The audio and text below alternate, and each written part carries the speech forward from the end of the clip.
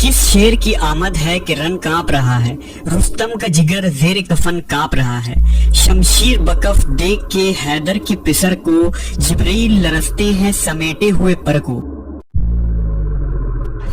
حضرت علی رضی اللہ تعالیٰ عنہ کی زوجہ، جنتی عورتوں کی سردار سیدہ فاطمہ زہرا علیہ السلام کی وفات ہوئی تو امام علی علیہ السلام نے اپنے بھائی عقیل سے درخواست کی کہ وہ ایسی عورت تلاش کریں جو اعلیٰ نسب سے تعلق رکھتی ہو، تاکہ ان سے ایک بہادر اور دلیر اولاد پیدا ہو جو کربلا میں امام حسین کا مددگار بنے۔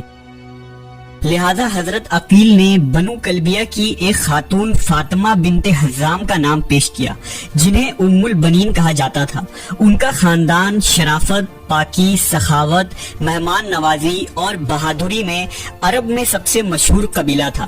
لہذا امام علی علیہ السلام نے ام البنین سے نکاح کر لیا اور کچھ عرصوں بعد سن 26 ہجری میں ایک بیٹے کی پیدائش ہوئی۔ بچے کی پیدائش کے بعد حضرت علی نے اسے اپنے گود میں لیا اور اس کا نام عباس رکھا۔ عباس شیر کو کہتے ہیں جس کو دیکھ کر دوسرے شیر بھاگ جائیں۔ آپ نے ان کے کانوں میں اذان دی اور بازوؤں کا بوسہ لے کر رونے لگے۔ اس پر ام البنین نے رونے کی وجہ پوچھی تو فرمایا، تمہارے بیٹے کے دونوں بازو حسین کی مدد کرتے ہوئے تن سے جدا ہوں گے اور اللہ ان کے کٹے ہوئے بازوؤں کے بدلے اسے آخرت میں 2 پر عطا فرمائے گا۔ حضرت عباس امام حسن اور امام حسین علیہ السلام کے ساتھ پلے بڑھے، لیکن آپ نے کبھی بھی اپنے آپ کو اپنے بھائیوں کے برابر نہیں سمجھا اور ہمیشہ انہیں اپنا امام سمجھتے تھے۔ وہ امام حسن و حسین کو ابن رسول اللہ یا سیدی کہہ کر پکارتے تھے۔ حضرت عباس ابن علی نے نہایت ہی حسین اور خوبصورت چہرہ پایا تھا۔ آپ ایک دراز قد شخص تھے۔ روایتوں میں آتا ہے کہ جب آپ گھوڑے پر سوار ہوتے تو ان کے پاؤں زمین سے لگ جاتے تھے۔ حضرت عباس کی بلند قامت اور خوبصورت چہرے کی وجہ سے انہیں قمر بنی ہاشم کہا جاتا تھا۔ ایک روایت کے مطابق جب امیر معاویہ کے خلاف امیر المومنین حضرت علی نے جنگ صفین لڑی تو اس جنگ میں حضرت عباس نے امام علی علیہ السلام کا لباس پہنا تھا اور بالکل اپنے والد علی کی طرح زبردست جنگ لڑی، یہاں تک کہ لوگوں نے ان کو علی ہی سمجھا۔ جب حضرت علی خود میدان جنگ میں اترے تو لوگ حیرت زدہ رہ گئے۔ اس موقع پر حضرت علی نے اپنے بیٹے عباس کا تعارف کرواتے ہوئے کہا کہ یہ عباس ہیں اور یہ بنو ہاشم کے چاند ہیں۔ اسی وجہ سے حضرت عباس کو قمر بنی ہاشم کہا جاتا تھا۔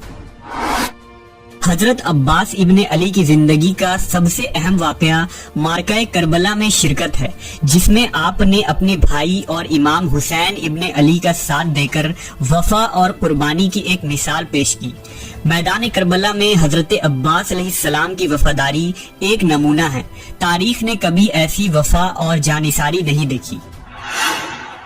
حضرت عباس مدینہ میں ہمیشہ امام حسین علیہ السلام کے شانہ بشانہ رہے، جوانی امام حسین کی خدمت میں گزار دی۔ بنی ہاشم میں آپ کا ایک خاص رعب اور دبدبہ تھا۔ بنی ہاشم کے 30 جوان ہمیشہ امام حسین کے دفاع کے لیے تیار رہا کرتے تھے اور حضرت عباس ان جوانوں کے امیر تھے۔ جب یزید بن معاویہ سن 61 ہجری کو تخت نشی ہوتا ہے تو فوراً حکم دیتا ہے کہ حسین ابن علی کو حراست میں لے کر دمشق بلایا جائے اور انہیں بیعت پر مجبور کیا جائے۔ لہذا لشکر شام جب مکہ پہنچتی ہے تو امام حسین اس وقت کربلا روانگی کی تیاری کر رہے تھے۔ اس موقع پر حضرت عباس ابن علی نے اپنے بھائی کی حمایت اور بنو امیہ کی سرکشی کے خلاف مکہ میں ایک زبردست خطبہ دیا۔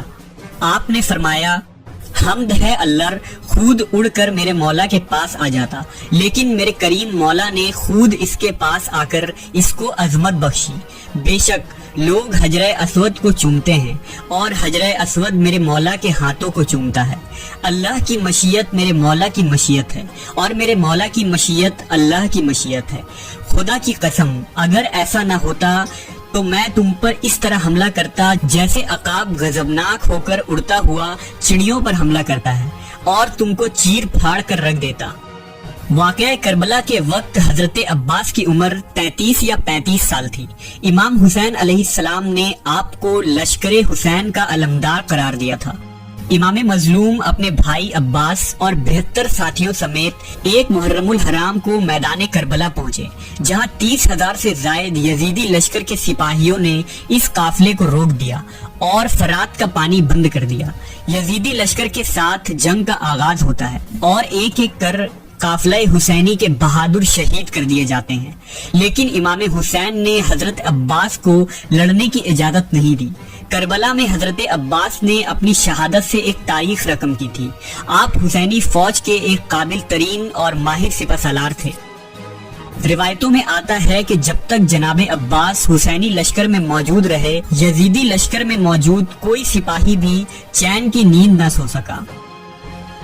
جب عاشورہ کی رات امام حسین علیہ السلام نے اپنے تمام ساتھیوں سے کہا کہ رات کے اندھیرے کا سہارا لے کر جس کا جی چاہے یہاں سے جا سکتا ہے، کیونکہ کل کی صبح شہادت یقینی ہے، اس وقت سب سے پہلے جناب عباس نے اپنی وفاداری کا اعلان کیا اور کہا، اے امام، ہم کس لیے آپ کا ساتھ چھوڑیں؟ ہم آپ کو ہرگز دشمنوں کے مقابلے میں اکیلا نہیں چھوڑیں گے، ہم آخری سانس تک آپ کی حمایت میں رہیں گے۔ 10 محرم روز عاشورہ کو جب حسینی خیمے میں پانی ختم ہو گیا اور بچے پیاس سے رونے لگے، امام علیہ السلام کی بیٹی سکینہ پیاس کی شدت سے بدحال تھی۔ جب جناب عباس نے یہ منظر دیکھا تو ان سے رہا نہ گیا، لہٰذا انہوں نے امام حسین کی اجازت مانگی اور پانی لینے کے لیے فرات کی طرف نکل پڑے۔ عمرو سعد ملعون نے 4000 سپاہیوں کا لشکر فرات کے کنارے کھڑا کر دیا تھا۔ حضرت عباس فرات کی طرف بڑھے تو عمرو بن حجاج اور اس کے سپاہی راستہ روکنے کے لیے سامنے آ گئے۔ حضرت عباس علیہ السلام سے ان کی شدید جھڑپ ہوئی، مگر بنی ہاشم کے اس شیر کے سامنے کون ٹک سکتا تھا؟ آپ نے دشمن پر ایسے پے در پے حملے کیے کہ انہیں وہاں سے بھاگنا پڑا۔ حضرت عباس دریا کے قریب گئے،